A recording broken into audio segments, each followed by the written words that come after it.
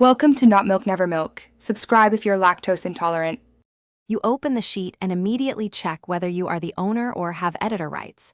This matters because only owners or permitted editors can remove protection. Once done, open data, then protected sheets and ranges to reveal locks.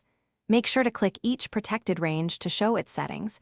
You will see listed editors and an optional description. You're starting with facts: who can change protection, where protection's live, and which ranges are locked, so you can act without guessing. You select a protected range and hit the edit icon to change permissions. This is where you remove specific users or disable protection entirely. Once done, choose Allow All Editors if you want open editing, or specify users to keep some controls.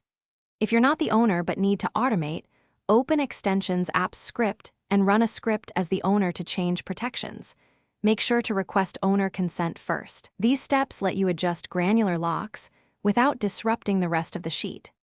After changing or removing protections, you save and test by editing a previously locked cell to confirm success. Make sure to check version history to see who altered protections and to roll back if something breaks. If you cannot remove protection because you lack ownership, copy the sheet to your drive or formally request the owner to change settings.